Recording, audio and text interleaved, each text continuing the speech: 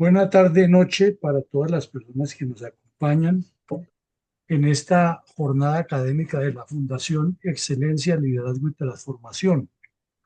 Hoy es jueves 13 de noviembre de 2025 y en estos ejercicios académicos que hacemos de manera constante con el fin de fortalecer la mentalidad de estadistas con visión de estrategas y estrategas con visión de estadistas,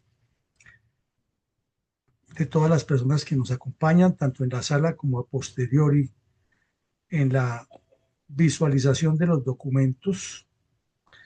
Vamos a mirar en profundidad algunas enseñanzas político-estratégicas de la derrota militar de Irán en la guerra de los 12 días contra Israel. Como se puede suponer, esto tiene aspectos geopolíticos, históricos, políticos, militares, de liderazgo, sociales, religiosos, geográficos, etcétera. No podríamos abarcarlos todos en una breve exposición, pero buscaremos algunos que consideramos esenciales para trabajar el tema del liderazgo político y estratégico. Y sobre esos, pues revisaremos algunos hechos de esa misma guerra para que tengamos un contexto claro de qué es lo que ocurre, porque eso es muy complejo lo que ocurre en el Medio Oriente. Pero con un contexto general podemos sacar algunas conclusiones. Esta pregunta se la hizo la BBC de Londres. ¿Cuál es el origen de la rivalidad entre Irán e Israel si hubo una época en que fueron aliados? Resulta que Irán es un país que tiene casi 100 millones de habitantes, que tiene muchas dificultades internas de orden social, político, económico, cultural, religioso. En Irán no todos son persas, como se cree, ni tampoco todos son musulmanes, como se piensa. Desde las épocas antiguas, cuando el Islam comenzó a crecer, eh, la zona de Irán y parte de Azerbaiyán y otras partes de esa región del Medio Oriente y del Asia Menor eran el imperio persa, pero los musulmanes los doblegaron, los conquistaron con la religión y con la espada. Entonces los líderes de esa época, persas, decidieron someterse al Islam porque no tenían otra alternativa, pero como en Arabia Saudita había surgido una escisión entre los que decían ser los herederos del profeta y los que no, y ahí nacieron los chiitas o los sunitas, entonces intencionalmente abrazaron la fe chiita para desafiar a Arabia Saudita, y eso quedó en el tiempo, y fueron creciendo así las dos religiones, pero Arabia Saudita tuvo la más fuerte y se extendió hasta el sur de España y llegó a conquistar la zona de Granada y todo el sur de España y el Mediterráneo, hasta cuando los derrotaron en la batalla de Lepanto, en la que participó el célebre escritor Miguel de Cervantes Saavedra con el grado de capitán, la batalla de Agareno, la batalla de Lepanto, perdón. Bueno, pero eso es un poco de historia que nos ubica. Luego vinieron unas evoluciones internas, muchas, sería extensísimo reconstruirlas aquí, pero llegamos a la época de los años 30 y 40, cuando Estados Unidos interviene y logra que la dinastía del señor Pahlavi suba al poder. Y lo hacen porque ya se había descubierto mucho petróleo en Irán y ya la compañía, la British Petroleum Company, tenía muchos intereses y desde luego las empresas estadounidenses. Y el señor Reza Pahlavi Shah, que significa en persa rey de reyes, el Shah. Reza Pahlavi gobernó con mano de hierro a Irán y fue generando una resistencia que se fortaleció en el exterior, inclusive con el apoyo ingenuo de países europeos. Y uno de esos fue el ayatollah Khomeini, perdón, Khomeini, Ruhollah Khomeini, que se fue a vivir a Francia y desde allá organizó todo el apoyo para tumbar al Shah. Y finalmente, en medio de un montón de eventos, lo derrocaron en 1979 y subió una teocracia al poder que es la que está en este momento. Ha habido dos ayatolas, Khomeini y Jamenei. Jamenei ya tiene más de 90 años y fue el que sucedió a Khomeini. Inicialmente, Irán tuvo muchos altibajos que son propios de la política internacional de que el amigo de mi enemigo o el enemigo de mi enemigo es mi amigo o mi enemigo puede ser mi amigo en el caso de que esté ayudándome en lo que yo quiero. Y ocurrieron dos eventos importantísimos en los años 80 que no podemos soslayarlos, en los cuales Irán recibió apoyo de Israel. El número uno fue que Saddam Hussein era el hombre poderoso del Medio Oriente, se creía otro Muammar Gaddafi y soñaba con ser el líder de todos los musulmanes del Medio Oriente y había traído hasta proyectos de armas nucleares a Irak, pero necesitaba crecer su poder petrolero para ser el más rico del mundo y decidió atacar a Irán para apropiarse de unas zonas petroleras en territorio iraní. El tema allí es que Hussein era sunita y en Irán, en Irak, la mayoría es chiita. Hay más chiitas que sunitas, pero como él necesitaba gobernar con mano de hierro, entonces procedió a dos cosas, a atacar a los propios chiitas de su país y a atacar a los chiitas iraníes. Pero como Saddam Hussein era el dolor de cabeza y estaba haciendo un proyecto de armas nucleares, Israel fue y lo bombardeó a él, a Hussein, en Irak, no en Irán, en Irak, y le dio todo el apoyo que necesitó Irán para combatir contra Irak. Esa guerra duró 8 años, desde el 80 hasta el 88. Finalmente la terminaron y fue cuando Saddam Hussein le dio la chiripiorca de ir a atacar a Kuwait y vino la primera guerra del Golfo y entonces ya la ecuación cambió y ya de frente todos esos guerrilleros iraníes que habían sido entrenados al lado de la OLP, Valle de Bekaa en Líbano y en Libia y en otras partes, optaron por apoyar, fue la causa palestina. Entonces, Irán, ya sin el problema de Irak, le mordió el cuello, la nuca, a quien le había dado la mano, que ha sido Estados Unidos e Israel. Y decíamos que ese era el primer caso. Ahora miremos el segundo. La narcodictadura de Daniel Ortega estaba en pleno furor en Nicaragua y el gobierno de los generales argentinos le ha ayudado muchísimo a Estados Unidos a organizar la Contra. La Contra era un grupo paramilitar que tenía gente de todas partes del mundo y que propugnaba por derrocar al señor Daniel Ortega y a los sandinistas del poder.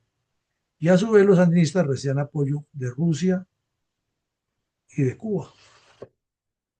Entonces, Israel utilizó a Irán, o Israel le hizo un puente al señor Ronald Reagan con los iraníes que tenía hasta el momento en apariencia buenas relaciones y Arabia Saudita puso dinero, pero como Arabia Saudita no le podía entregar dinero a Irán porque se odian a muerte, entonces se lo entregó a Estados Unidos y Estados Unidos a Israel, y Israel se lo entregó a Irán.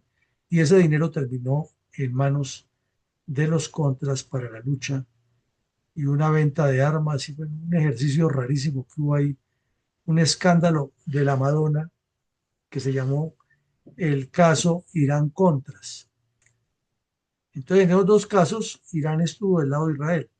Pero repetimos, mientras entrenaban terroristas para formar o fortalecer a Hezbollah, fueron asumiendo mucha cercanía con la causa palestina.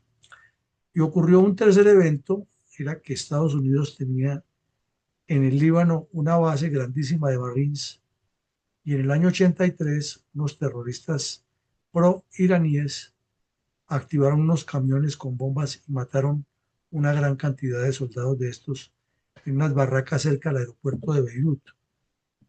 Entonces ya Estados Unidos entró en guerra directa con Irán, pero como la política es así, es rara, después de la subida al poder de los iraníes en el 79, habían secuestrado a todos los funcionarios de la embajada americana y el señor Carter intentó un rescate y ese rescate fue fallido, un fiasco. Entonces intervino Reagan y logró que el día que él se posesionaba liberaran a todos los rehenes. Entonces Reagan quedó ahí en una especie de amistad con los iraníes, pero no era que fueran de los mismos, sino una amistad por conveniencia. Por eso decimos que la política es así. Eran enemigos, rompieron relaciones, nunca volvieron a tratarse, se cuidan mutuamente. Hezbollah, que es el brazo armado exterior de Irán, donde pueda le hace daño a Estados Unidos y Estados Unidos, desde luego, donde pueda también se los lleva por delante. Pero en ese momento, de los años 80, que necesitaban sacar a Daniel Ortega del poder, Irán facilitó la venta de las armas y el flujo de dinero hacia la contra nicaragüense para no comprometer ni a Israel, ni a Estados Unidos, ni a ningún aliado de Estados Unidos. Entre tanto, aquí en Colombia teníamos un juglar de mestería, o dicho de otra manera, payaso, que llamaba Belisario Betancourt, que andaba detrás de un premio Nobel de Paz en ese escenario. Entonces, en síntesis, la rivalidad nace es por la cercanía que tuvieron los terroristas de Hezbollah en su entrenamiento y entonces en su entrenamiento con palestinos. Entonces ya la teocracia ve la posibilidad de varias cosas. Extender el arco chiita, que ya lo hemos explicado suficientemente aquí, sobre el Líbano, Irak, Siria, etcétera. Y en segunda intención, ser los líderes del mundo musulmán. Y en tercera intención, colocarle a Israel allá, frente a sus fronteras, a un grupo terrorista, asentándolo en Siria y en Líbano, que era el Partido de Dios o Hezbollah. De paso, entonces comenzaron a entrenar milicias chiitas dentro de Irak para derrocar a Saddam Hussein, así ya la guerra hubiera terminado. Como ven ustedes, todo un maremágnum, todo un enredo, pero esa es la política internacional y esa es la que debe conocer, interpretar todo ese caso de la política. Y les hacemos aquí un paréntesis respecto a eso, cómo es que funciona la política en Colombia en este momento. El señor Petro está metido en problemas gravísimos con Estados Unidos, ya se rumora que le van a dictar una orden de captura, un indictment allá en la justicia americana para proceder luego a la orden de captura. Entonces está desesperado por desaparecer del planeta todo lo que sean pruebas contra él. Iván Mordisco ha dicho ya varias veces que él le dio dinero a la campaña de Petro y quién sabe qué más cosas sabe, pero además Iván Mordisco es un enemigo declarado de Maduro. Entonces la mejor fórmula es que el ELN y Calarcá, que es de las FARC, pero enemigo de Mordisco, declaran que Mordisco es un paramilitar. Miren ustedes cómo se juega eso. Y el señor Petro, el domingo le colocan un carro bomba, una volqueta llena de explosivos al batallón Bolívar y no dice nada. Absolutamente no dice de bombardeo ni nada porque lo hizo el ELN. En enero el ELN masacró a 100 bandidos y civiles cercanos a las cuadrillas de Mordisco que le han robado un cargamento de coca a Maduro y tampoco dijo que los bombardearan, pero sí anda desesperado por bombardear en el Guaviare y en Arauca y en todas partes a Mordisco. ¿Por qué? Porque muerto Mordisco que pierden un poco de secretos de los que él conoce sobre Maduro y sobre lo que supuestamente le dio en su campaña y le alivia la zona en ambas partes a Calarcá y al ELN. Entonces, como ustedes ven, la política se juega igual y hay mucha gente emocionada que porque se le dieron los golpes a Mordisco, pues claro que eso produce emoción, pero lo que hay que exigirle al gobierno es que así como le está dando a Mordisco y ojalá le siga dando todos los días, también le dé al ELN y a las FARC de Calarcá, porque es que ahí es donde está el problema, pero inexplicablemente por ahí no se ve nada. Bueno, pero volviendo al tema, eso originó que surgiera lo que se llamó una guerra en la sombra entre Irán e Israel, de la cual hemos hablado muchas veces en los medios de comunicación. Entonces ya comenzó un juego del ajedrez geopolítico del Medio Oriente a ajustarse. ¿Por qué?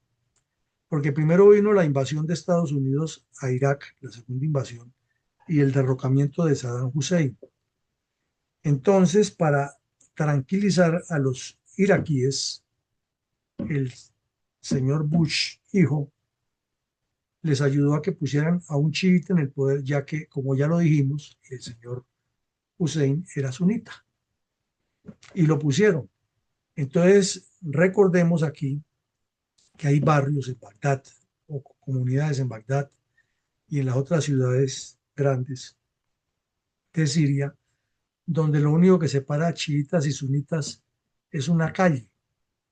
Y entonces las tropas de Estados Unidos iban por la calle y les daban plomo de ambos lados, porque para ambos era enemigo. Y entre ellos también se mataban, como sigue sucediendo. Y ahí nació el Estado Islámico en esa zona.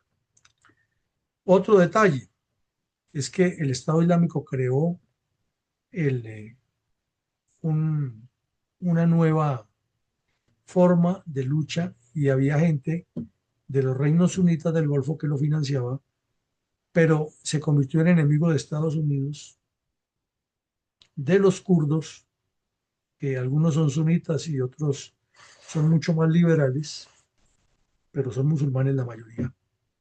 Hay cristianos también, muy poquitos, pero hay cristianos kurdos, y comenzaron a cometer una cantidad de salvajadas contra varios enemigos al tiempo, contra Estados Unidos, naturalmente, contra Israel y los intereses de Israel en el mundo, contra los países occidentales y contra el gobierno de Bashar al-Assad, que era alawita, pero es un ala muy cercana a los chiitas, es decir, cercana a Irán. Al mismo tiempo se convirtió en amenaza para los chiitas que acababa de poner Estados Unidos en el gobierno en Irak. Entonces, miren ustedes el juego tan complejo. Irak de la mano con Irán, que es enemigo de Estados Unidos, pero al mismo tiempo Estados Unidos dándole la mano a Irak para combatir al Estado Islámico. Y luego esas milicias más adelante que estaban recibiendo apoyo de Estados Unidos terminaron atacando las tropas de Estados Unidos ya en la guerra entre Israel y Irán. Pues otro enredo de esos que no lo entienden sino ellos allá. Eso sin contar el problema de los kurdos, que es otra, para otra conferencia aquí de análisis. Eh, en la medida que eso se fue gestando así, entonces Irán creció lo que llama el eje de la resistencia, que pretende utilizar a los hutíes, que son unas etnias indígenas de Yemen, que son chiitas, y han luchado primero contra Al Qaeda e ISIS, porque ya también se aceptaron, apoyados por sectores importantes de los reinos del Golfo, y segundo, contra los propios sunitas, que no son terroristas, pero que son sunitas y que reciben apoyo directo de Arabia Saudita en Yemen. Entonces, Irán comenzó a apoyar esos para hacerle la guerra en la sombra a Estados Unidos y a Israel.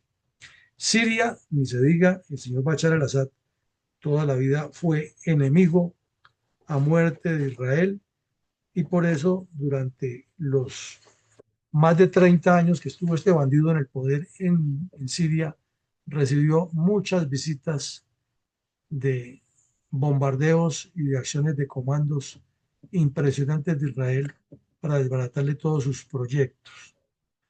El otro punto donde Irán se fortaleció fue en Irak, con todas esas milicias chiitas que se formaron para proteger al régimen chiita que gobierna en apoyo del ejército, son una especie de fuerzas paramilitares, y ahí está metido Irán de por medio, porque siempre ha pensado es en utilizarlas como un engarce entre Irán y Siria.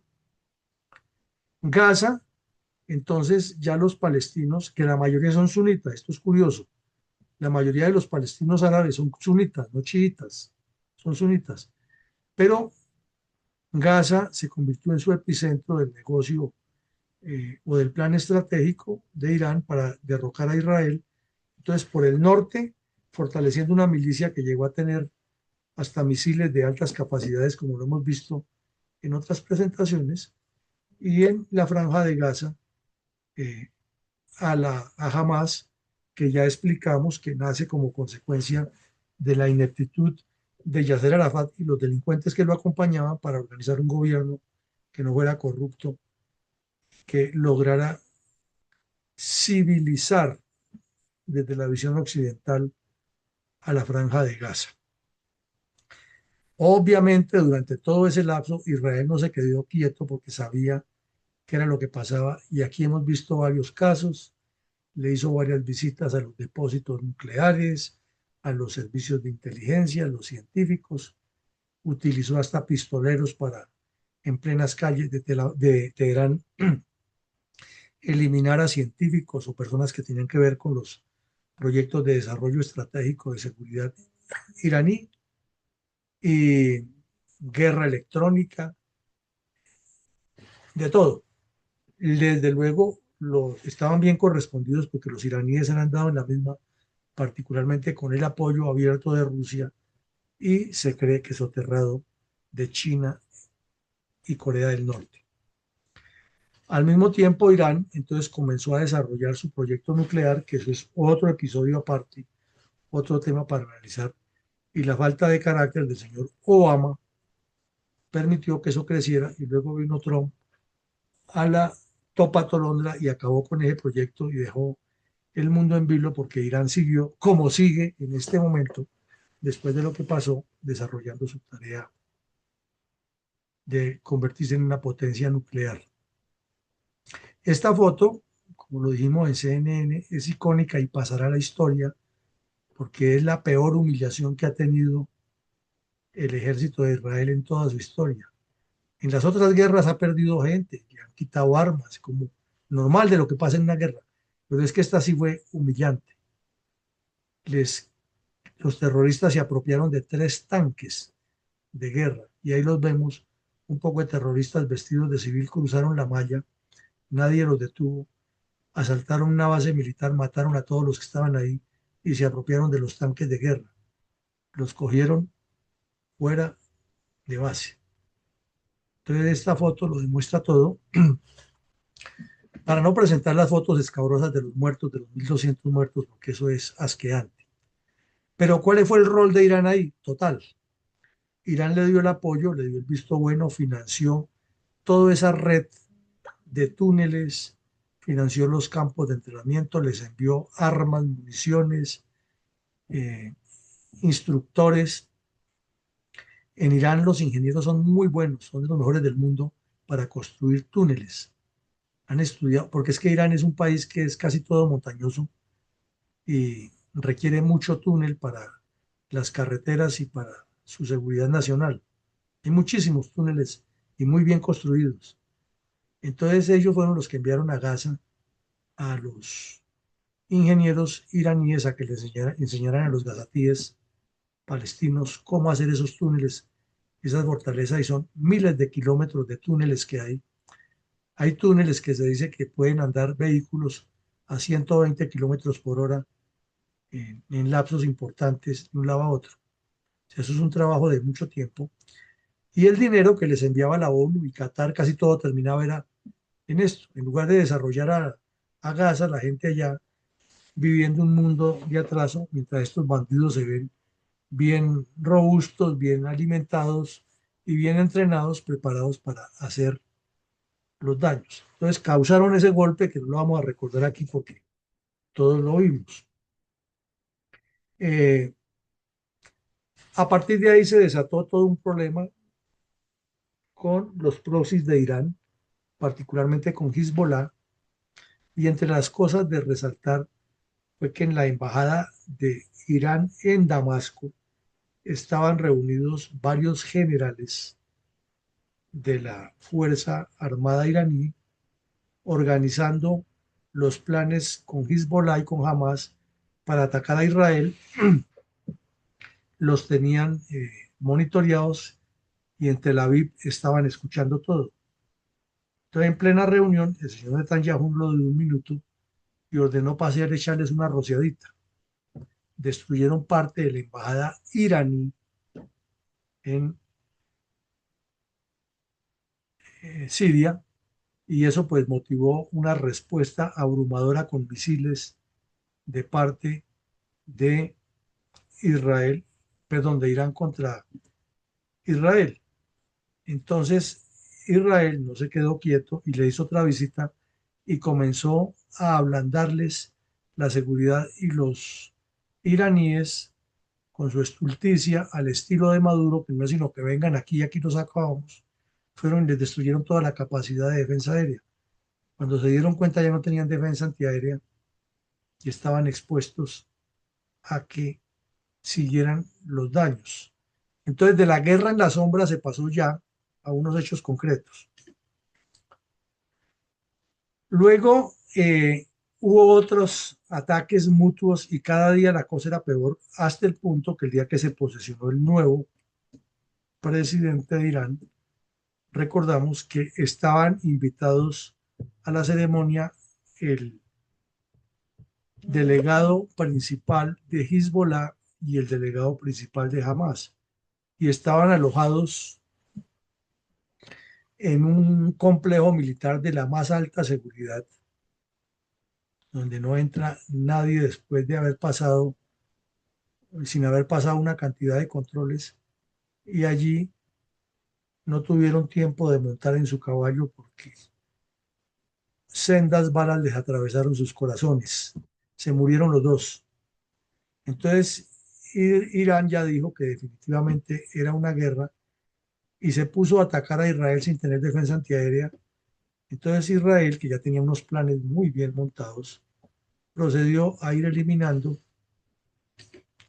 a los jefes del proyecto nuclear, a los principales jefes militares, a los cuarteles, a los sitios críticos, les destruyó hasta una cárcel donde tenían gente detenida por estar en contra del régimen iraní, lo soltaron y ya lo que temíamos los analistas era que si Irán se sostenía en esa tosudez de no parar la guerra, iba a haber una revolución interna, se iban a caer los ayatolas y la mortandad que vendría en Irán sería aterradora y el compromiso para Estados Unidos iba a ser muy fuerte.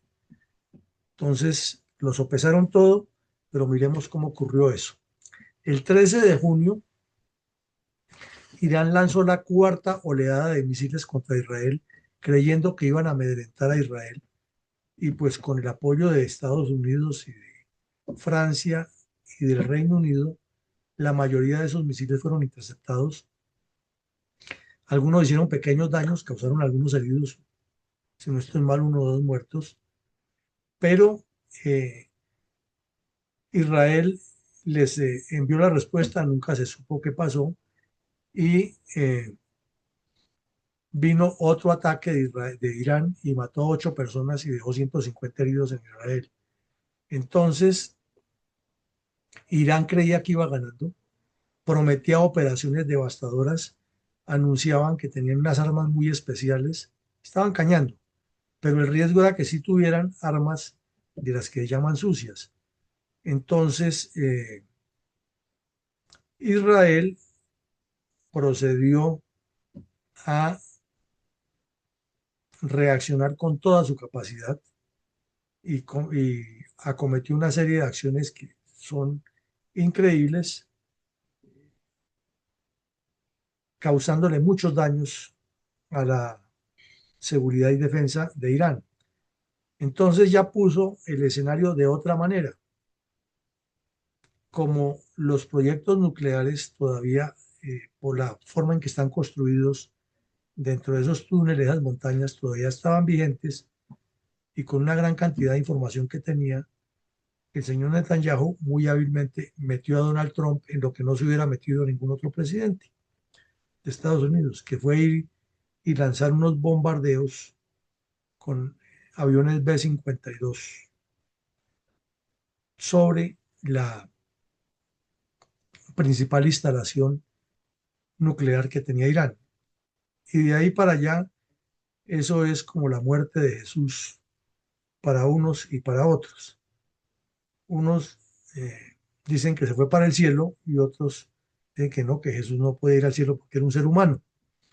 Entonces unos que sí lo vieron y otros que no lo vieron. Más o menos es el mismo dilema que hay allí.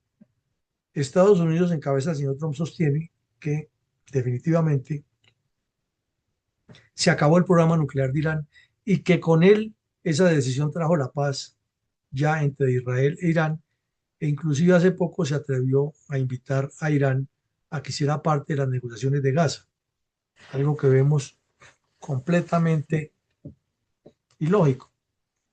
No sobra recordar que mientras esto pasaba, Israel hizo otras operaciones espectaculares en el Líbano, incluida la de los teléfonos y los radios, que dejó completamente diezmada la dirigencia de Hezbollah y además eliminó a todos los cabecillas que estaban vivos en ese momento de Hezbollah, dejando al grupo ya en cabeza de mandos medios.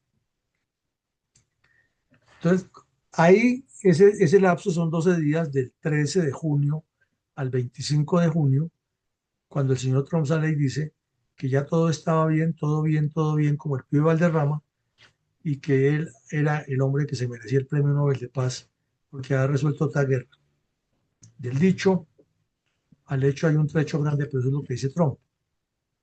Entonces, la conclusión que se saca de todo esto es que la guerra entre Irán e Israel vuelve al escenario de las sombras, a ese escenario en que se siguen atacando, se siguen haciendo agresiones mutuas, pero ninguno lo reconoce.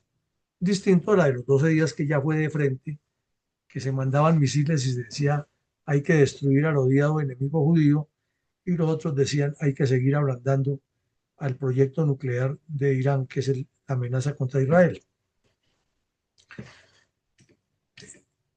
Ahora tenemos un resumen de asuntos medulares muy generales que nos deja esta enseñanza estratégica. Uno, la paz del mundo sigue en vilo.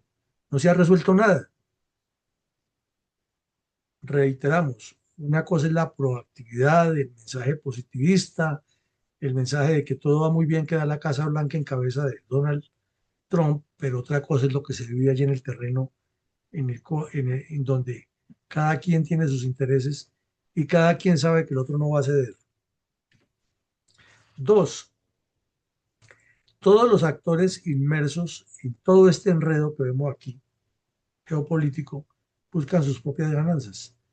Hasta los kurdos, porque los kurdos también han sido maltratados en territorio iraní, ya que hay etnias kurdas que ocupan una parte de Irán, otra parte de Irak, otra parte de Siria, otra de Turquía y otra de Armenia.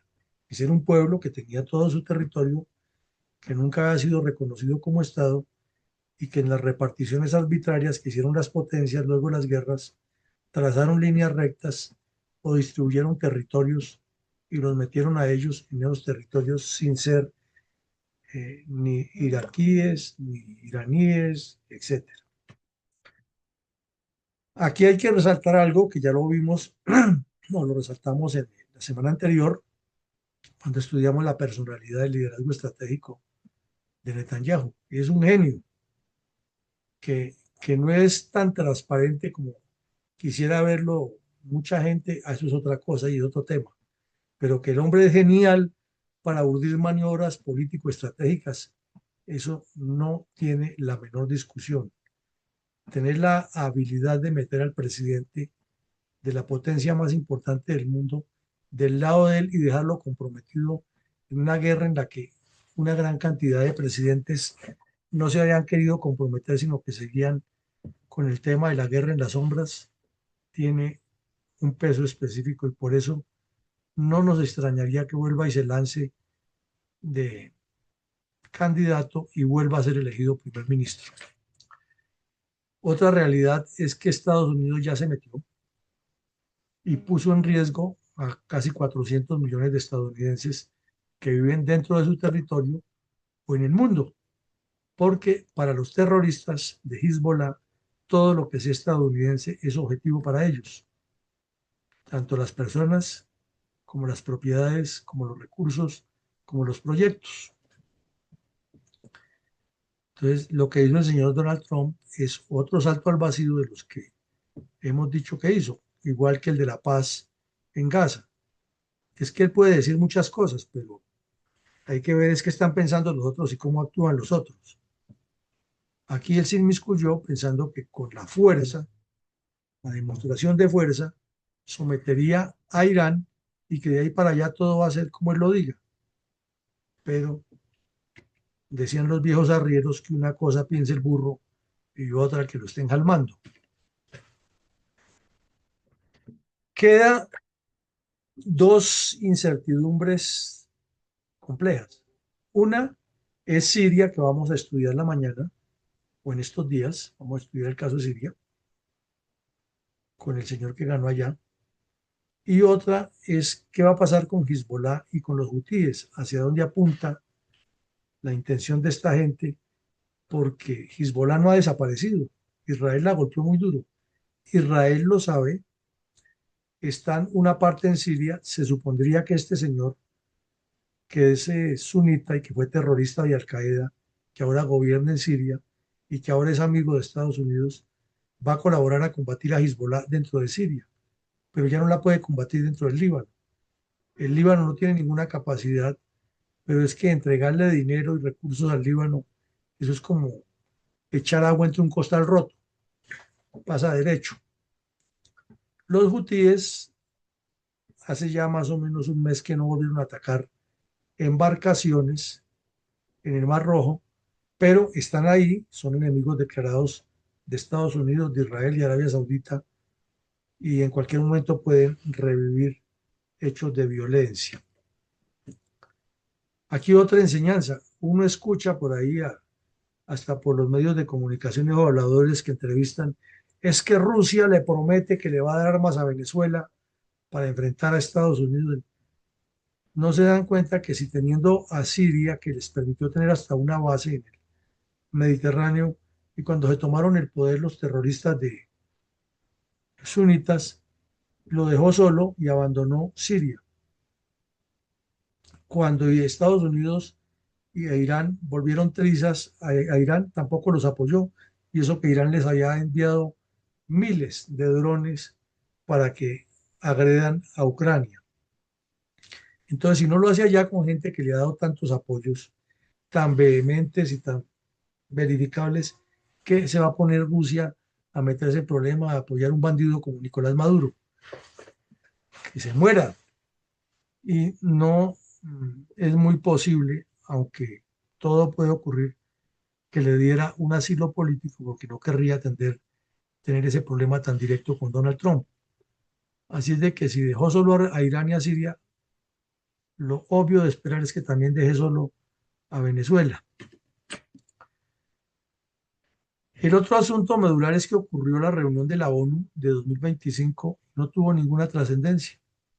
Se dijo tanto que no se dijo nada, ya lo veíamos la semana pasada también, el señor Netanyahu, con medio de su habilidad, no vino los dos primeros días de la reunión, esperó que las aguas bajaran, que ya todo el mundo desaturara de hacer cosas y que Petro se dedicara a hablar estupideces de allá y otros, y Ahí sí habló, él sabía que no le iban a poner cuidado, pero habló en la ONU y lo que consiguió fue que Donald Trump en segunda medida se metiera en la solución de paz con los palestinos. Entonces ya no es un acuerdo como el que se hizo en el 93, que les dieron premio Nobel a Yasser Arafat y a Isaac Rabin, que lo promovió el señor Clinton, sino aquí fue que Estados Unidos ya se metió y el señor Trump, que habla a veces demasiado, se pone a amedrentar y a anunciar que si Hezbollah no acepta las condiciones de los 20 puntos, va a llover fuego y va a haber un infierno en Gaza. Y resulta que ya pasó casi un mes de eso, un mes exactamente, y ni ha llovido fuego sobre Gaza, ni Hezbollah, perdón, ni jamás ha aceptado nada, y no va a pasar mayor cosa. Y dentro de poco volveremos a que las tensiones se desatan e Israel no se retira de la franja de Gaza. Otra maniobra muy hábil del señor Netanyahu. Pero sin embargo, el señor Trump, ustedes lo han oído, dice que él resolvió 8 guerras, que él se merecía el premio Nobel de Paz, que lo del Medio Oriente ya está resuelto, no sabemos cómo, pero ya lo ve resuelto, que lo de Irán está resuelto y que él, lo ideal es que el pueblo estadounidense lo reelija otra vez porque él tiene la proyección internacional de Estados Unidos. Contexto complejo, geopolítica de la más pura, detalles enredadísimos, que los debe conocer cualquier persona que esté metida en el mundo de la política, porque así funciona la política nacional e internacional.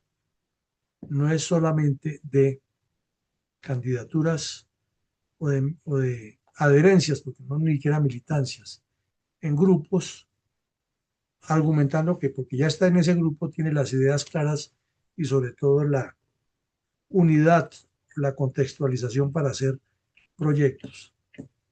La política es demasiado compleja y como diría un analista, es tan seria que no se puede dejar en manos de los políticos. Con base en estos asuntos medulares nos vamos para la primera pregunta, mi coronel Fuentes, pero yo sí les pido que nos enfoquemos en la respuesta porque es que a veces nos salimos y nos ponemos a hablar de otra cosa. Entonces aquí la pregunta es clara, ¿cómo explicaría usted ante un auditorio de liderazgo político la habilidosa maniobra político, estratégica y militar de Israel sobre Irán? O sea, ¿qué le encuentra a usted de analogías que se puedan tomar de cómo se maneja esto allí y allá, cómo se atacó con contundencia, cómo se estableció un escenario, cómo se fue ablandando al adversario eh, en distintos campos para luego propinarle un golpe? Pensemos así, no nos pongamos a reconstruir aquí que faltó decir que Irán limita por el norte con el Asia Menor o con el Asia Central, que es montañoso, que el día que los bombardearon estaba haciendo frío. No, de eso no nos interesa. Nos interesa es que miremos cómo se hizo una maniobra político, estratégica y militar de parte del Estado de Israel sobre Irán, que nos deja unas enseñanzas de liderazgo y de geopolítica para de ahí extractar cosas que se pueden aplicar en la dinámica política nuestra. Adelante, mi coronel Fuentes. Bueno, gracias, mi coronel, muy amable por esta gran explicación que hoy nos manifestó a todos los miembros de la sala, a quienes saludamos. Y muchas gracias por atender esta invitación el día de hoy. Bueno, ¿alguna manito levantada? Ok, entonces le damos la palabra a mi general Hipólito Herrera y bienvenido, mi general.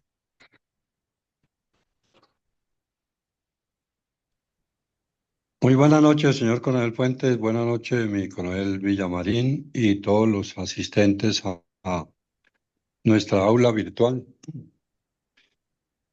Pues definitivamente, ante ese auditorio de partido político o de un partido político, explicaría de alguna manera que la maniobra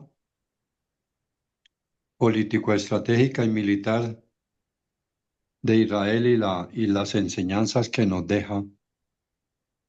Quizá lo había manifestado en estos días anteriores en otro taller, que realmente la política tradicional de nuestro continente y al menos de nuestro territorio se ha basado únicamente en resolver necesidades particulares de personas, de clanes políticos y de familias políticas. El territorio en particular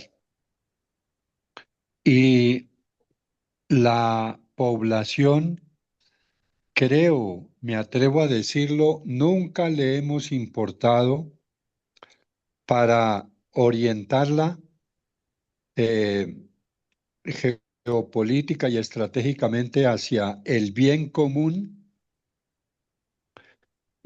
con un liderazgo de conocimiento, de capacidad y de experticia para utilizar las mejores estrategias, como en este caso, utilizar la política, la estrategia nacional, militar, la ciencia, la tecnología, la innovación, la educación de la más alta calidad, buscando resolver los problemas nacionales de la economía, de la industria, buscando la industrialización para precisamente fortalecer la economía y no caer en lo que hemos caído. Permitir, tolerar y aceptar las estructuras criminales y desde luego el crimen organizado del más alto impacto que nos tiene señalados a nivel latinoamericano como un país violento e inseguro. Entonces, otra de las enseñanzas que a mí me motiva es que siendo un país tan pequeño en territorio, con pocos recursos naturales, tuvieron que recurrir a la ciencia, a la tecnología y desde luego buscar allí el crecimiento, el progreso y el desarrollo para la comunidad, una comunidad que también es muy pequeña, pero que ella misma se ha comprometido con las autoridades de gobierno para hacer una sola sinergia. Entonces, desde ese punto de vista, ver cómo sí es posible lograr un desarrollo y un crecimiento y una solución a esas necesidades básicas de la población, con un liderazgo proactivo, sustentado en la legislación, sustentado en la Constitución y sustentado en...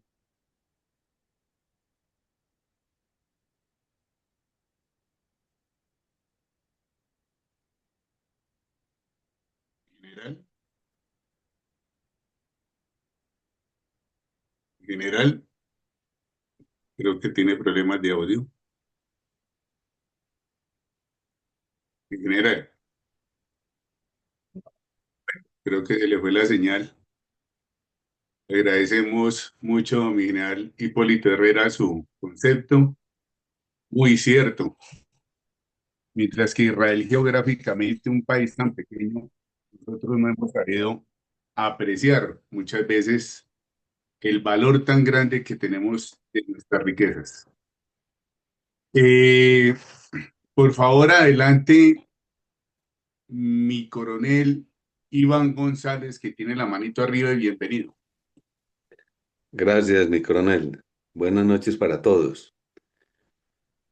Yo explicaría la maniobra político-militar de Israel sobre Irán precisamente en ese dogma que expuso mi coronel, de que el enemigo de mi enemigo es mi amigo.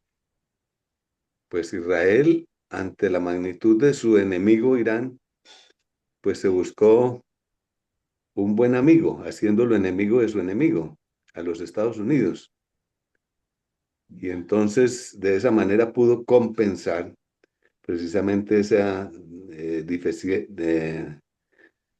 brecha y esa diferencia de tamaño entre los dos países, entre Irán y Israel. Eso es una buena demostración de liderazgo político internacional, que lógicamente es muy poderoso en el campo político, una forma política muy poderosa para ganar una guerra. De tal manera que de eso debemos aprender nosotros los colombianos, y creo que en este caso nos conviene mucho conseguir de amigo a los Estados Unidos para poner en equilibrio nuestros asuntos con los enemigos. Muchas gracias, mi coronel. Mi coronel Iván González, muchas gracias por su concepto, muy valioso. Y le damos la palabra a la ingeniera Rosita Medina y bienvenida. Muchas gracias, mi coronel. ¿Me está oyendo bien hoy?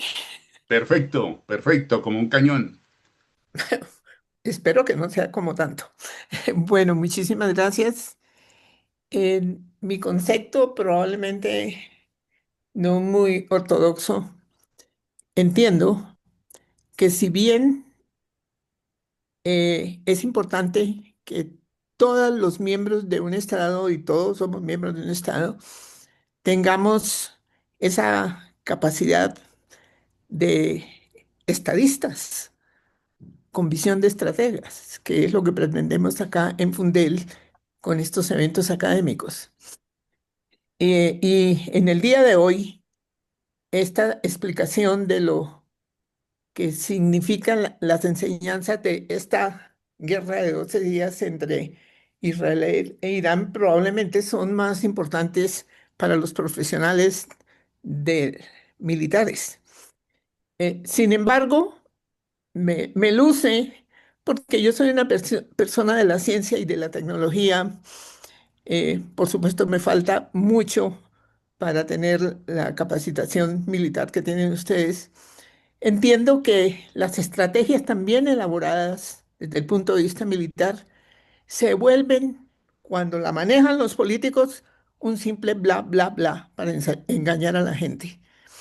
Eso también lo debemos tener en cuenta, porque lo que sí sé es que en la profesión militar algo bien importante es el desarrollo de la estrategia para cualquier operación, para cualquier plan que tengan la institución. Así es de que no le creamos mucho cuando un político empiece a manejar la institución militar tratando de decirle a la gente lo que deben o no deben hacer. Muchísimas gracias. Ingeniera Rosita, muchas gracias por su concepto. Él tiene toda la razón. La formación militar o el concepto militar es valioso en un gobernante de Estado. Bueno, le damos la palabra a la doctora Ethel y bienvenida, doctora Ethel. Muchas gracias, coronel Fuentes.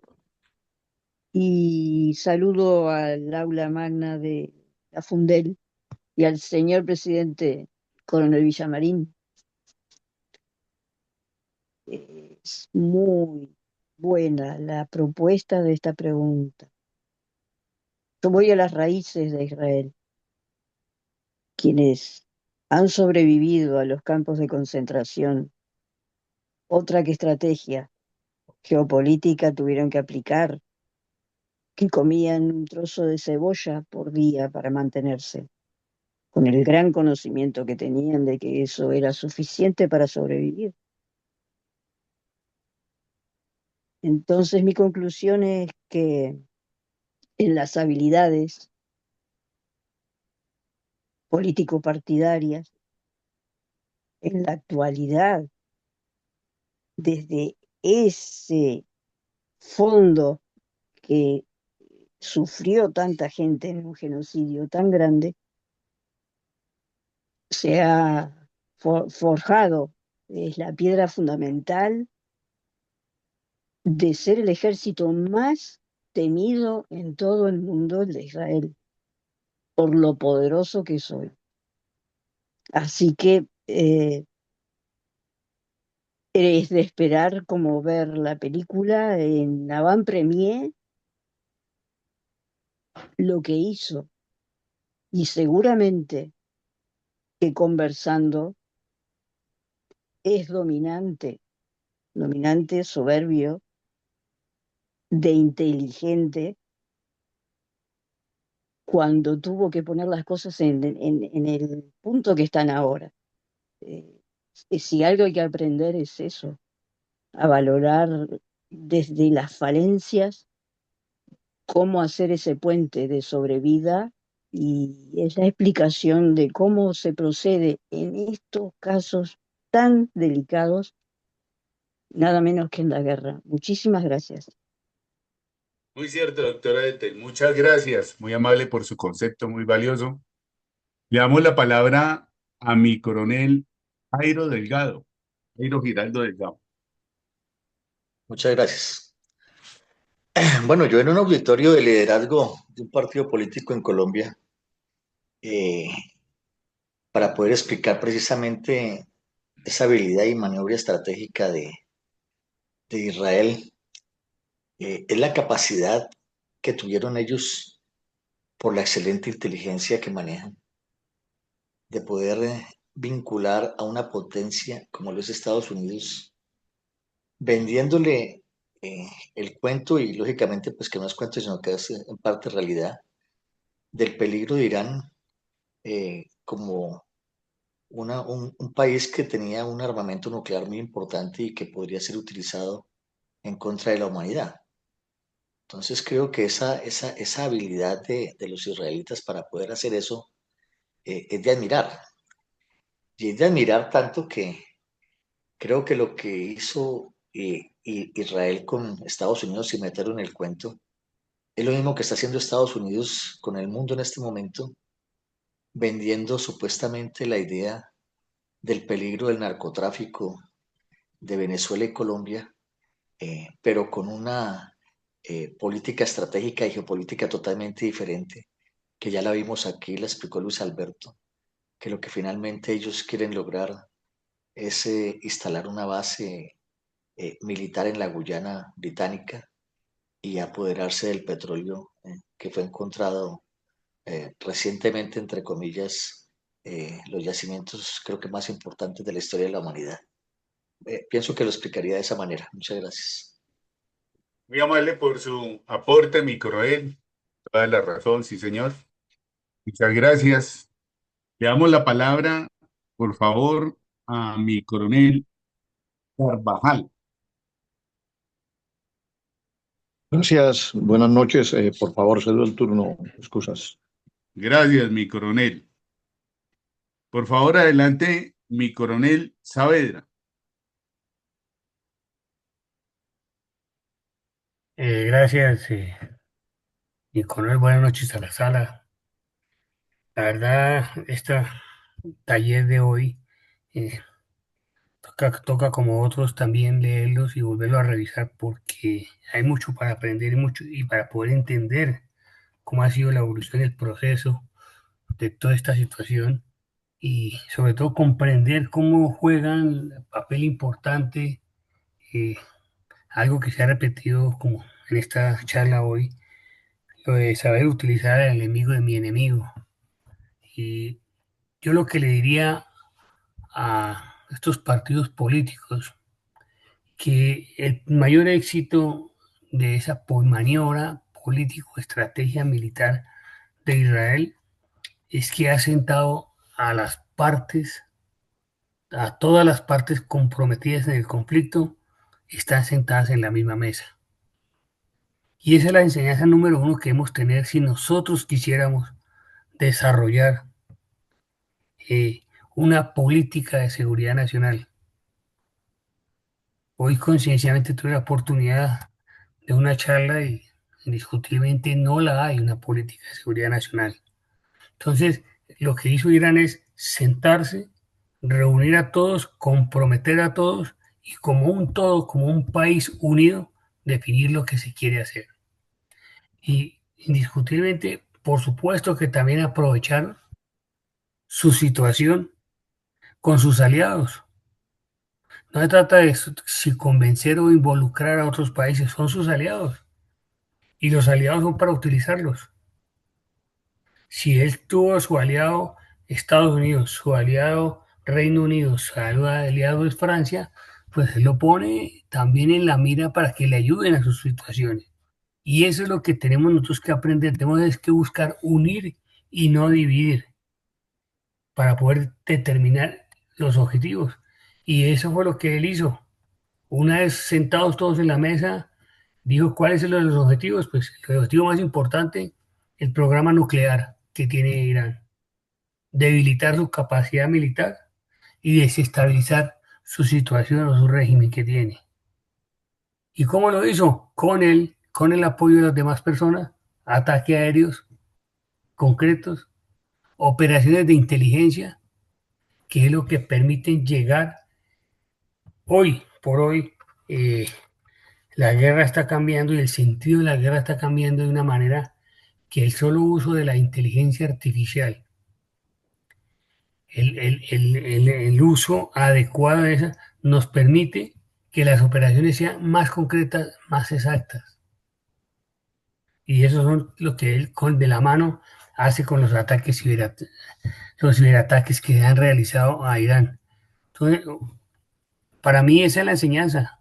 Unidad, frente unido, compromiso de todos y utilizar los recursos que tenemos para el beneficio de la nación, para el beneficio del país. Y es lo que no sabemos hacer. Tenemos muchos acuerdos, tenemos muchos tratados, pero no sabemos sacarle el provecho a eso para tener una maniobra político, estrategia y militar que nos permita combatir, así como Israel lo hizo, nosotros combatir el problema.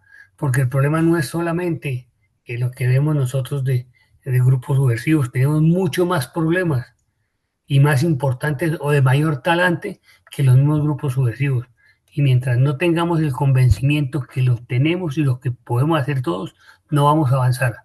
Vamos a estar ahí montados en una bicicleta estática, haciendo lo mismo y esperando los mismos resultados porque no hay forma de resultados distintos. Muchas gracias, mi coronel. Muy amable, mi coronel, por su concepto muy claro, sí, señor. Desde luego, cuando tenemos en cuenta un líder, como Netanyahu, un hombre que sabe perfectamente manejar la guerra asimétrica en su concepto literal de guerra asimétrica. Y esta la lleva a una seguridad nacional donde integra todos los elementos de Estado. A eso le suma una muy buena geopolítica y geoestrategia mundial, como lo decía usted precisamente, con el poder de los Estados Unidos, pues es allí donde tenemos que explicarle muy bien a este partido político esta gran lección aprendida de maniobra político-estratégica y militar de Israel sobre Irán. Gracias, mi coronel. Mi coronel, hemos votado ya la parte de la sala. Perdón, mi general Hipólito Herrera, abrí el micrófono. Le faltó Coronel, un escuchó poquito del porque término de la... Levantó un poquito mi general, creo que se le fue la señal. Adelante, mi general, por favor. no, quedamos ahí pendiente. Muchas gracias. Paso. Bueno, listo, mi general. Muchas gracias a usted. Tenemos la segunda pregunta. ¿Qué enseñanzas hallaría usted en la conducción integral, vamos a hablarlo, seguridad nacional, derivada de la audacia de Netanyahu, comprometiendo a Estados Unidos y a Irán? ¿Y por qué? Bueno, ya tratamos lo de el concepto de guerra asimétrica, la geoestratégica, la geoestrategia y la geopolítica, todas integradas a un fin común. Le damos la palabra a mi Coronel Iván González, por favor, adelante, mi coronel Iván González. Gracias, mi coronel.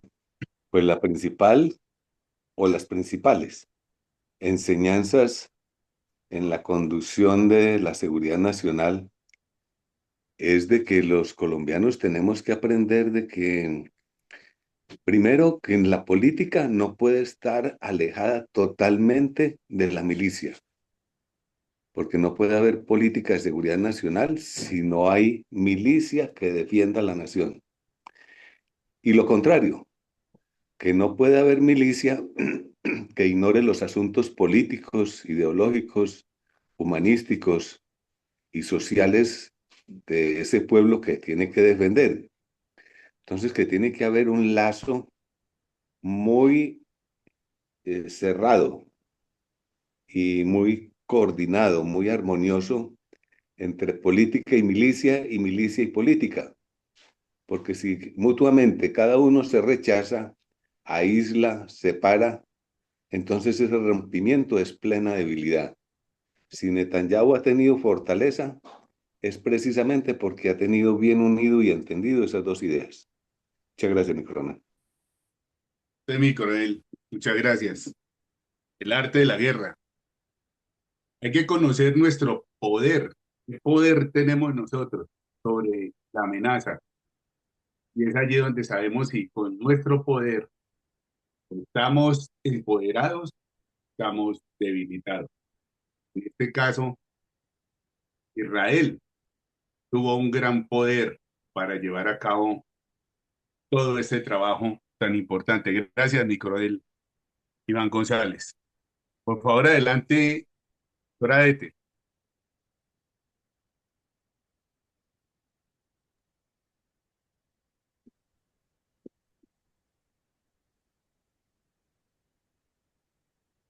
Ya lo han expresado muy bien anteriormente, pero eh, hay mucha cosa que se puede aplicar.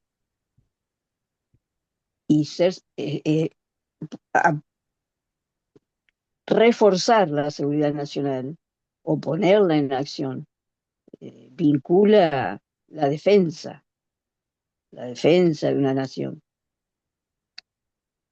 Y ponerse al hombro con estos grandes personajes de la historia, como es Estados Unidos e Irán, ¿con qué fortalezas presentaría Colombia en apoyar algo que puede ser mundial, que falta muy poco por serlo?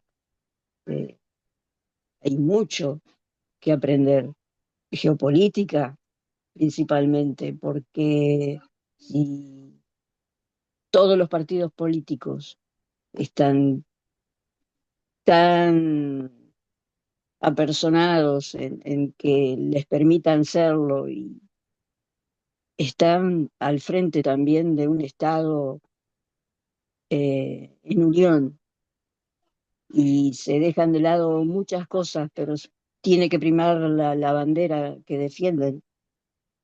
Y por más que seamos América, hay mucho poder, mucho poder. Han desaparecido tierras enteras en la Segunda Guerra Mundial para ganarla. Entonces, ser enemigos no funciona. Y tener la humildad de avanzar, que nos tiende la mano siempre el enemigo, eh, es una muy buena mano. Son muchas, como el diálogo, la diplomacia, pero la humildad atrae muchísimas soluciones. Muchísimas gracias. Gracias, doctora Ete. Así es. Verdaderos políticos con democracia y no con autocracia. Le damos la palabra a la doctora, a nuestra ingeniera Rosita, por favor, adelante. Gracias, mi coronel.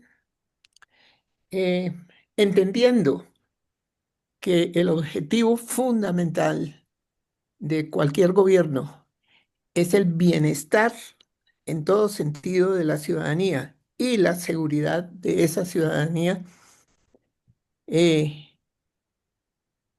Posiblemente lo que ha manejado el señor Netanyahu con su indiscutible amigo tan poderoso como es los Estados Unidos es un buen ejemplo de lo que realmente le debe importar al líder de una nación.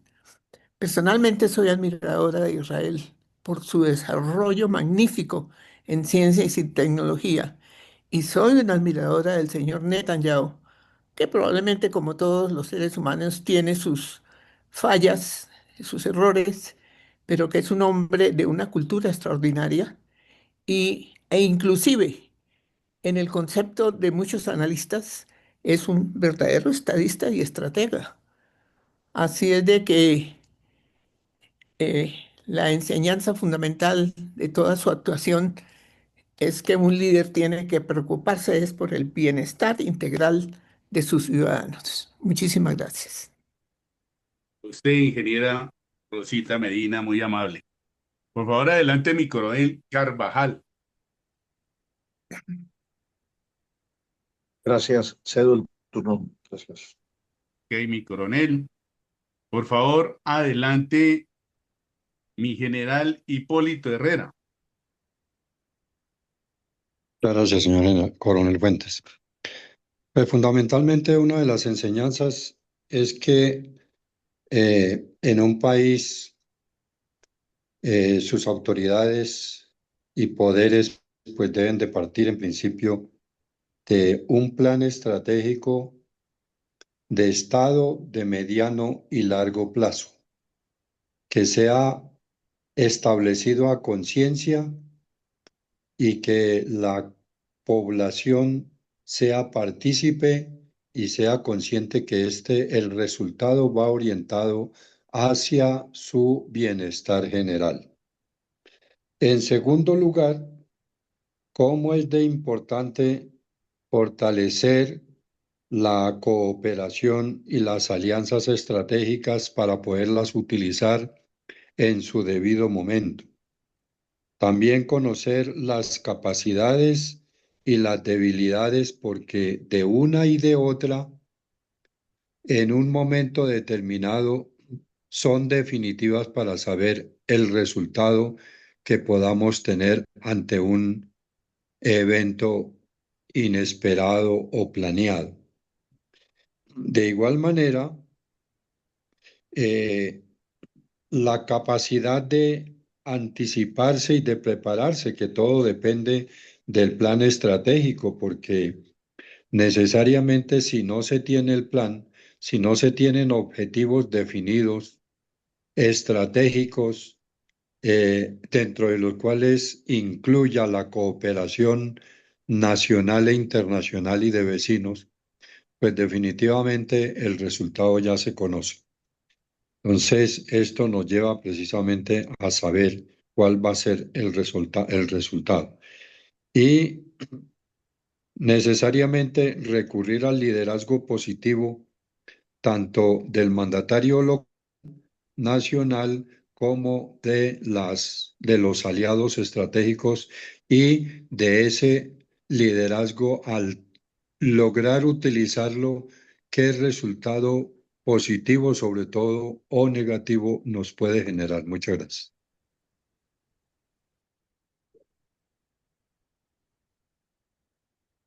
Adelante, don Bernardo, que ya terminó mi general. Gracias, mi coronel. Es que tuve un corte de luz acá. Se me apagó absolutamente todo. Bueno, mi general Hipólito, muchas gracias por su concepto. Por favor, adelante, mi coronel Saavedra. Gracias. Yo creo que aquí hay algo que todos nosotros lo hemos vivido y que nos puede servir mucho para esto. Cuando hablamos de la conducción integral, a todos nos tocó, no importa la fuerza donde estuviéramos, nos hablaban de la acción integral. Y la acción integral, pues sí, llegábamos, recuperábamos una zona, no importa el tamaño de la zona, se recuperaba la zona. Pero si eso era la primera fase y la única fase, pues indiscutiblemente ahí no había ninguna ni acción integral, ni mucho menos una conducción integral, porque es recuperar una zona, generar seguridad, pero también hay que generar desarrollo. Y por eso era, y que esto va muy atado a la pregunta anterior, es la alianza, como lo decía Miguel, todo el país enfocado en un plan estratégico, donde los políticos, los militares, el sector privado y toda la sociedad se involucren en ese tema. Porque de ahí es donde se construyen los tres pilares que se necesitan para un sistema de seguridad nacional. Identificar las amenazas, que creo que las conocemos todas, todos, el terrorismo, narcotráfico, delincuencia. Pero por supuesto que eso también, entonces, si ya tenemos identificado esa amenaza y sabemos cuáles son las estrategias que vamos a hacer, y por eso es que nos unimos, le damos responsabilidades a nuestra policía, a nuestras Fuerzas Armadas, a nuestra inteligencia y al sector productivo del país. Entonces, ya teniendo esos dos pilares, esas dos patas sobre la mesa, pues entre todos nos toca atacar el problema, consolidar el plan. Y por supuesto que eso nos lleva a que tengamos una claridad sobre un objetivo, sobre un enemigo común que tenemos todos, que es la corrupción y la falta de recursos. Pero no es que haya falta de recursos porque no haya, los recursos hay. Ahí nomás solamente podemos ver el periodo de este presidente, más de 8.000 millones él solo se ha gastado en los casi 70 viajes que ha hecho. Imagine qué podríamos haber hecho con 8.000 millones. Nosotros acabamos de reducir el presupuesto del Ministerio de Defensa. Antes era el número uno, o iba muy de la mano el uno y el dos. Hoy estamos en el número tres, 30% menos del presupuesto. Y ese presupuesto, casi el 70%, se va en funcionamiento. Entonces, así no podemos hacer nada. Así no se puede atacar. Seguramente, y eso debería ser el reto de los partidos políticos que están en esta recta final, enfocar cuál va a ser su objetivo y cómo es que van a manejar y a recomponer el país. Tenemos unas fuerzas armadas disminuidas también en casi un 30%. No alcanzamos hoy a tener la cantidad de los efectivos que teníamos o que hablábamos que teníamos, 400 y pico. Hoy no llegamos ni a 300.000. Y ni hablar de toda la logística que se requiere. Entonces, así como se está justificando hoy que tenemos que cambiar los aviones porque ya cumplieron su ciclo y se generó un presupuesto para eso, eso es lo mismo que se debe generar como conducción integral en la seguridad nacional, cuáles son las prioridades y entre todos trabajar para esas prioridades. Es la única forma nosotros de aprender lo que los países nos están enseñando, aprender lo que vemos de Estados Unidos, aprender lo que vemos de Israel, aprender de lo que vemos de los países del primer mundo. Muchas gracias. Usted, mi coronel Saavedra, muy amable por su concepto. Le damos la palabra a mi coronel Jairo Giraldo Delgado. Adelante, mi coronel. Muchas gracias. Me abstengo de dar respuesta a la segunda porque en la primera, sin quererlo y sin saber que venía esta pregunta, la desarrollé totalmente. Comprometí la forma como Netanyahu comprometió a Estados Unidos en lo de la guerra nuclear con Irán. Eso lo expliqué, entonces me abstengo de hacerlo. Muchas gracias. Usted, mi coronel, muy amable. Bueno, mi coronel Villamarín, hemos ya pasado todos los participantes de la sala virtual. Si hay otra pregunta. No, no hay más, no hay más. Entonces, le agradecemos la participación a quienes hoy, en esta noche, este jueves, participaron activamente con sus conceptos. Nuestra ingeniera Rosita, la doctora Ete, mi general Hipólito Herrera, mi coronel González, mi coronel Carvajal, mi coronel Saavedra, mi coronel Jairo Giraldo. Damos entonces la palabra a mi coronel Luis Alberto Villamarín Pulido para su final y su bendición. Muchas gracias. Bueno, mi coronel, muchas gracias a usted, muy amable. Entonces, ¿qué hicimos en el día de hoy? Pretendimos, intentamos, hicimos el esfuerzo académico todos de buscar enseñanzas comunes, compartidas y colegidas de lo que significa la conducción del Estado, el liderazgo político dentro del Estado, a partir de un hecho real, que fue una operación militar de 12 días entre Israel e Irán, que tiene unos antecedentes muy profundos y un desarrollo que es abrumador, pero lo que más nos interesaba obviamente son de todas esas conclusiones sacar enseñanzas para ir estructurando el pensamiento estratégico. Entonces comenzamos por hacer un recuento de dónde viene el problema, cuáles son los orígenes, luego explicar cómo se mantuvo una guerra que se llamó en la sombra durante más de 2 décadas, en la cual se hacían y no se hacían, pero no asumían responsabilidades para pasar a que se asumieran las responsabilidades a partir del ataque de Hamas a Israel. Luego vimos cómo esa guerra fue, o esa situación fue cerrando el círculo y fue dejando los problemas al borde de una tragedia muchísimo mayor. Luego la forma como transcurrieron los 12 días de la guerra en que Israel impuso la iniciativa estratégica, manejó el principio de la ofensiva, aplicó el principio de la sorpresa, utilizó el principio del secreto y la sencillez, maniobró de una manera espectacular sin utilizar fuerzas terrestres, sino todo con su poder aéreo. Demostró una unidad de mando total entre el gobierno civil y las fuerzas militares para conducir la operación exitosa. Tuvo objetivos claros, o sea, aplicó todos los principios de la guerra de manera exitosa. Y le agregamos uno que no es principio de la guerra, que fue la habilidad del señor Netanyahu de inmiscuir a Estados Unidos en este juego. Luego pasamos a ver una lista de asuntos medulares que es como una concreción muy estratégica, muy geopolítica de lo que ha pasado ahí. Y resaltamos que Israel fue el que condujo la iniciativa todo el tiempo en el ámbito político, estratégico, táctico, de concepción militar, diplomático y de versión ante el mundo. Nadie duda en este momento de que Israel procedió bien contra Irán. Es más, ocurre una cuestión que es de dicotomía. Mientras se le cuestiona terriblemente al señor Netanyahu por lo que sucede en Gaza, no tiene un solo cuestionamiento por lo que hizo contra Irán.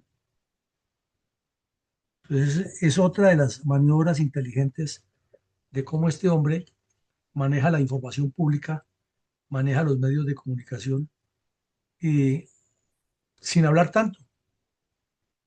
Den ustedes cuenta que Netanyahu es muy poco lo que sale en los medios y cuando habla muy cortico, a diferencia del que tenemos aquí que es enfermo por hablar las 24 horas en los medios y nunca dice nada serio, ni de valor ni estratégico. Otro aprendizaje para los líderes. La compostura que tiene el señor Netanyahu es impresionante. Siempre lo vemos con su corbata, su vestido casi siempre azul. Gusta mucho el color azul en los vestidos. Su actitud seria, respetuosa, pausada, y a pesar de todas las críticas y lo que le dicen, nunca se exaspera. Es otro ejemplo de liderazgo. Pero bueno, luego vimos las dos preguntas que en síntesis se enfocaban sobre la forma de conducir la defensa nacional y la seguridad nacional. Y sus respuestas, pues todas muy acertadas y muy enfocadas en que esto es un tema complejo. Y tratemos de sintetizarlas en lo que ustedes nos dijeron hoy o lo que nos dijimos hoy para que nos formemos ideas más claras. Comencemos por establecer una analogía de seguridad y defensa nacional con lo que es la medicina preventiva de cada persona, el rol que cumplen las clínicas y hospitales dentro de ese esquema, y el rol que cumplen las instituciones llamadas EPS, IPS o el caso particular de Ecopetrol, el Ministerio de Defensa y los docentes, que son unos servicios especiales de salud. Cuando se habla de la salud pública, se insiste mucho en que debe comenzar desde la casa con la medicina preventiva. Ahora pasémonos para el otro lado. Cuando se habla de seguridad nacional, lo más fácil a lo que acude el grueso de la ciudadanía, de la población, y sobre todo el que no conoce, es que eso es problema de militares y policías, y del gobierno darle los recursos y ahí terminó. Y resulta que así como la salud es responsabilidad del usuario primario hasta toda la estructura organizacional del sistema y las EPS y las IPS y todas estas cosas, también, o la analogía cala perfectamente ahí, que la seguridad nacional es responsabilidad del beneficiado, de las instituciones y del conglomerado en su conjunto. Y eso nos queda muy claro hoy. La respuesta de Israel contra la agresión de Irán fue en defensa de todo el pueblo israelí, en defensa de los activos estratégicos de Israel, en defensa del futuro de la raza israelí y del Estado de Israel como tal. O sea, es un concepto mucho más amplio. Lastimosamente, nuestros en medio, nuestro quehacer político de estas zonas tropicales, los dirigentes políticos solo piensan en el futuro de los suyos, de sus recursos, sus bolsillos, como si el día que se van en el cajón les subieran a llenar el féretro de todas las riquezas que tienen. Otra enseñanza que nos queda de todo lo que ustedes apuntaron y lo fuimos como decantando, organizando, sistematizando, es que así como el liderazgo político se enfoca en que el objetivo final es el bienestar o el propósito superior es el bienestar sobre dos ejes, seguridad y desarrollo, pues significa eso que todas las decisiones que tome un dirigente político deben ser en bien de la superación de esa comunidad, no en bien de él, ni de su partido, ni de sus amigos. Porque es que si la política tiene como objetivo fundamental y final y como gran propósito ese bienestar, pues obviamente lo que allí se decida o alrededor de lo que se decida tiene que apuntar es siempre eh, en torno a decisiones favorables para el bien común. Y esas decisiones tienen que ser muy bien sopesadas, analizadas, y solamente las pueden tomar personas que tengan esa formación de estadistas, esa concepción del manejo del Estado. No las puede tomar cualquier persona porque cree que tiene el buen sentido y no siempre el buen sentido apunta a donde es, o el que se cree que es buen sentido mejor. Aquí nos queda también otra reflexión interesante, y es que la geopolítica no es un concepto académico per se. Una cosa son los conocimientos, las líneas básicas de la geopolítica, pero la realidad de la geopolítica es que en el escenario de la dinámica política nacional e internacional es la vitalidad del Estado andante. Esa es la geopolítica. Lo que se haga o lo que se deje hacer en relación con la extensión y la proyección del Estado es geopolítica. Entonces, ya todo depende del alcance y la mentalidad de los líderes, hasta dónde llegan con esa visión geopolítica, porque tienen que entender todos los dirigentes políticos que las amenazas contra el Estado son reales. Y al ser amenazas reales, no queda sino aplicar el concepto de la guerra que decía Sun Tzu. Cuando se va a la guerra es porque se está defendiendo o es el acto supremo de defensa del Estado como tal, de la nación, del pueblo, de los principios básicos de la institucionalidad, de la seguridad colectiva, etcétera, etcétera. Y todo esto nos lleva a concluir una gran cosa, una gran reflexión, y es que la política, la buena política, en esencia, es prospectiva, así como la geopolítica es una ciencia que gravita sobre la prospectiva. La política sí que lo es, porque la política a la final es el ente superior de la conducción geopolítica del Estado. Entonces, si un partido político aspira a gobernar, tiene que tener un concepto muy amplio y muy alto de geopolítica y a la vez muy alto y muy amplio de política, porque la política siempre será superior a la geopolítica, ya que si está bien conducida, se ajusta a los vaivenes geopolíticos. Y si la política está mal conducida, entonces tenemos personajes como el que nos está desgobernando, que anda en otro mundo, por allá atado a los años 60, cuando el planeta anda en la tecnología, el desarrollo, la apertura de fronteras, la seguridad multidimensional, y él pensando todavía en ricos contra pobres y en acabar la empresa privada. Con esto cerramos por hoy. Mañana tendremos nueva actividad académica, tanto en el horario matutino con nuestro episodio 884 de la memoria histórica aún no contada del conflicto armado en Colombia, y por la noche otro interesante taller para cerrar el fin de semana, pasar al descanso y luego regresar después del puente a continuar en esta tarea de reflexionar, de entender, de pensar con visión estratégica y de generar cultura política en el máximo sentido de la palabra. Una feliz noche para todos y que Dios nos ilumine siempre.